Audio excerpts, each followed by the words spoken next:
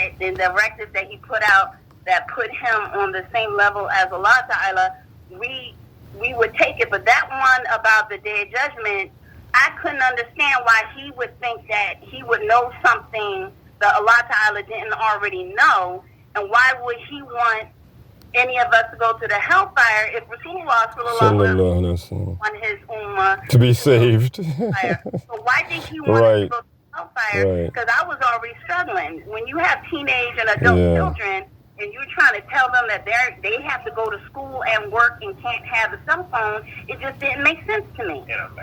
In America, why I was like, why is he putting this hardship on us? And I also knew that his children, who were not married and young, they had cell phones. I knew that for a fact. I knew for a fact that so I couldn't understand. So that was like 2020 when I was dealing with that. So that's when I was really starting to think, wait a minute.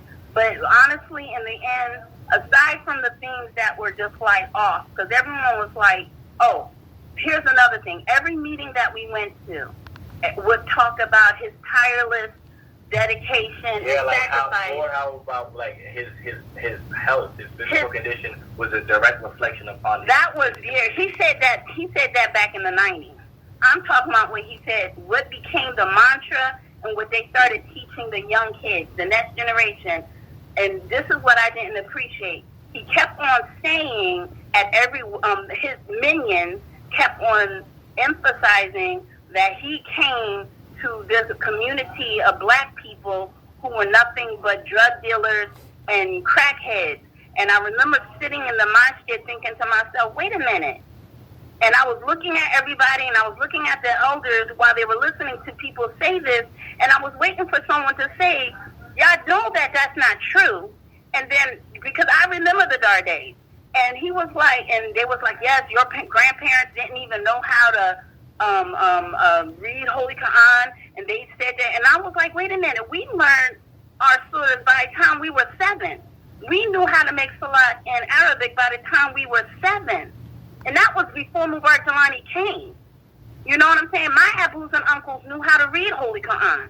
You know, I remember our teachers during that time before, so I couldn't understand why they were, and my parents were educated, good folks, good black folks. Look, not even the non-Muslims in my families were drug dealers and crack addicts. No, they're successful, regular black folks. The same thing that we would have been had not been for Mubarak Jelani. So I took offense to that. I was looking at people. I looked at my auntie who I grew up with in D.C. and I was like, Auntie, I was like, your mother is a good Christian woman. Why would you come from good people? Y'all weren't. I was like, why are they saying this?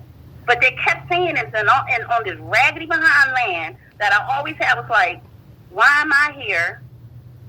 And these people are trying to tell me that I'm trash if it wasn't for Mubarak Jelani. And I was like, I couldn't wrap my head around it, because some of these people were that, but it wasn't me. And I didn't appreciate him telling that to my kids. I didn't appreciate all of these people saying that.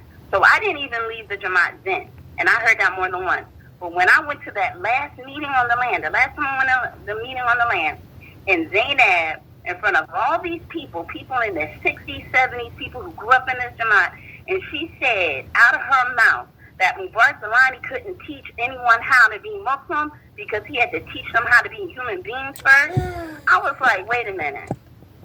Who does she think she is? I was like... Okay, just so I'm clear, when you say Zainab, who is this, the Sheikh or administrator? Zainab is Sheikh. I call her Zainab because that's how I met her. Okay.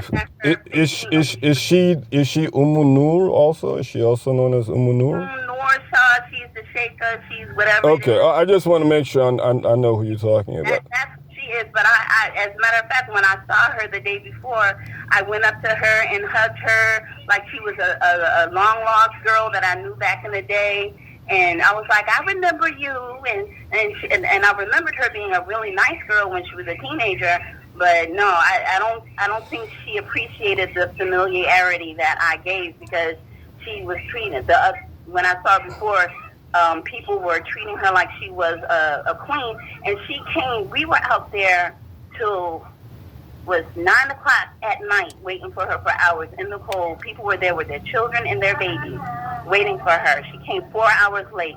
The woman didn't even give anyone some land.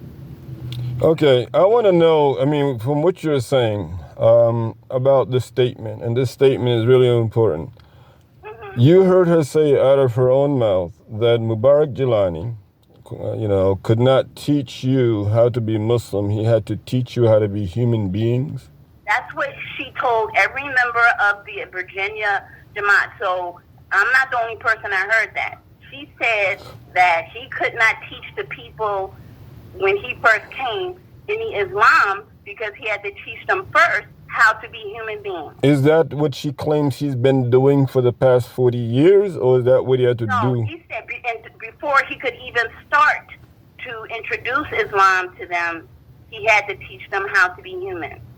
All right. Now, I don't know on what scale she meant. She was addressing the people in Virginia. So I don't know how long it took him to teach humanity before he started teaching his brand of Islam, but that is what she said.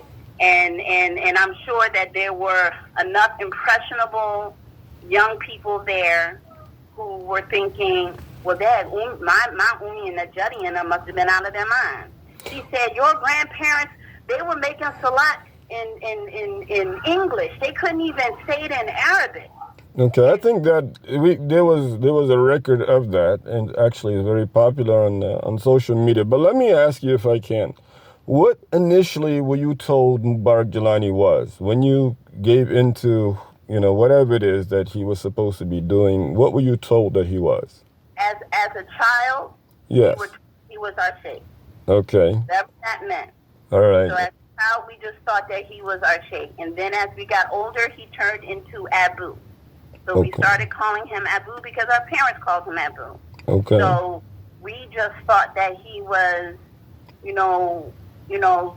someone that you're supposed to obey and listen to. Mm-hmm. Back in the 80s and I think through the 90s, I can't really say that I really bought into anything because, like I said, I didn't grow up on the land. And for me, the Jamaat was about going to the Eid and going to the this and going to the retreat. And at the retreats, he would, he wouldn't even, in the 90s, he couldn't even address anyone in the retreats. So the inculcation was more so through the women and through Banat Tanur and through our unis and through the status and through the alidi. All of that was more, and then, for me personally, it was because of my umi's position in the Jamaat, because at that time, he had put her in a position of leadership over the men, and she was one of the people who collected percentage for many years, and she used to go to Pakistan, like, if not every year, then every other year for months at a time. So we believe that that sacrifice and all of that was an importance, and it just, for some reason, it was supposed to mean something. I didn't really become into Shaji personally until I was like maybe 98. It might have been 98 at one of the retreats, and when you find yourself married with a lot of children and trying to make sense of your life, you tend to cleave to things. And between 98 and 2004, I started watching his directives, and even though they were mandatory to watch, and I couldn't understand them, I would find myself just looking at them and just feeling this sense of devotion and feeling as though it was something that was giving me proximity. Proximity was one of the biggest things that I always wanted. I just wanted to be closest to those who loved Allah Ta'ala the most. So I felt that in doing that, that was religion. I had no idea that it was even slightly an extremism or a deviation. And I'm going to say that because I was so sheltered, because throughout my life, that I didn't even know about the Ummah at large. I didn't know that there were other Muslims, black Muslims, that actually practiced, because we were told that they didn't throughout our lives. We were told that anyone who didn't do this wasn't a real Muslim. one of the things that you are raised in from childhood is that everyone else is out of it. Everyone else is what we would call a muck or just, everyone else was other, and we were supposed to believe that we were better. And that was one of the things that, most cults or leaders of cults will do that. You'll find, so that was definitely a method that he used, and within the community, you always vie for that position and that proximity and that closeness. So I think by the time I was like 25, or maybe even older than that, maybe 30 something, I decided to start trying to be active in the Jamaat by working in the school, by trying to raise my children to be a certain way, because I wanted to believe that that was the best way to please Allah. And even though I couldn't understand why Mubarak Jelani, the people in his administration were just so not nice. I mean, the most unfriendly people. And it took me years for them to even, years. I'm shucking and jiving. I shucked and jived for years to get to a place where it wasn't even worth it in the end. Because I wouldn't even look twice at any of them. If they were to knock at my door, I wouldn't even let them in my door unless they had a written statement disclaiming everything that they did, everything that. So, but another thing that I did realize is that emotionalism is one of the biggest things for me that we fed off, and that everything was about emotionalism, was about the miracles, and it was about dreams, and it was about fantasy. It was all about. It was nothing was of any. It wasn't. Yeah, there was no substance behind it. There was no actual learning anything.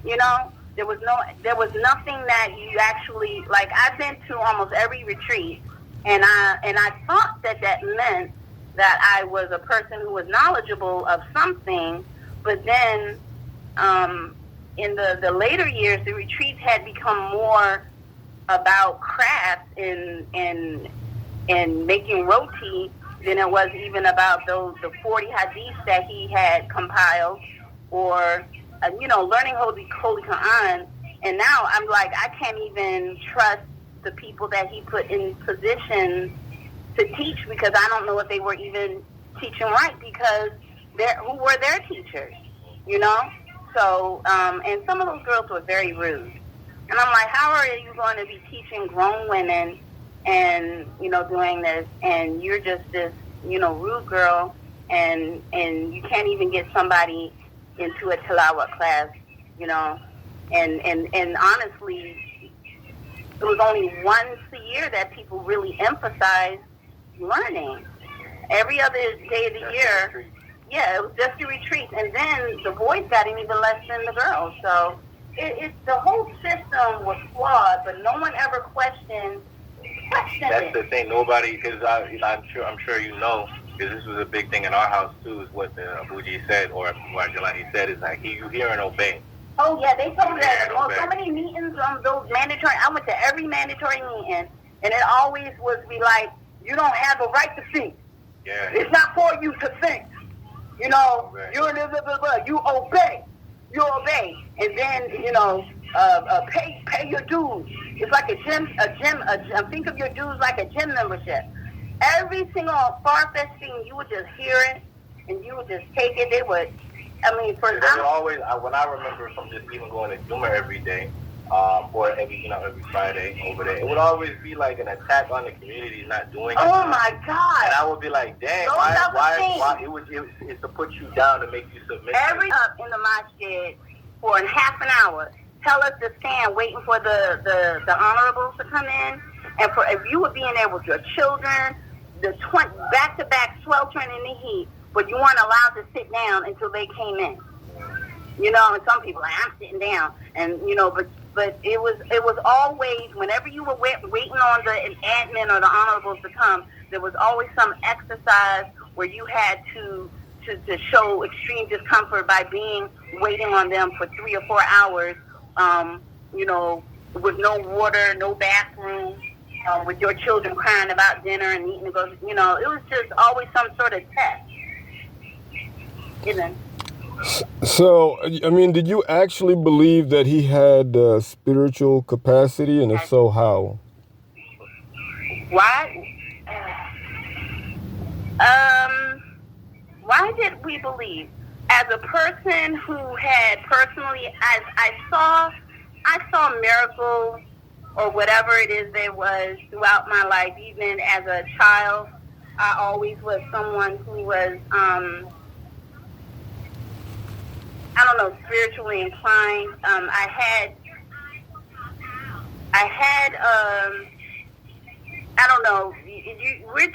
it was the indoctrination. It was an indoctrination, in your opinion. Yeah, it really started really young, and especially with the kids. The whole thing about dreams and honestly, when I was 10, I had a dream with Rasulullah sallallahu alaihi wasallam in it, and the distinction for me is in the dreams that I had as a child, he was sitting down reading and reciting Holy Quran, and I was sitting with him doing that. And that was the gist of the dream. And then from then on, I believe that, because Mubarak Jelani, I don't even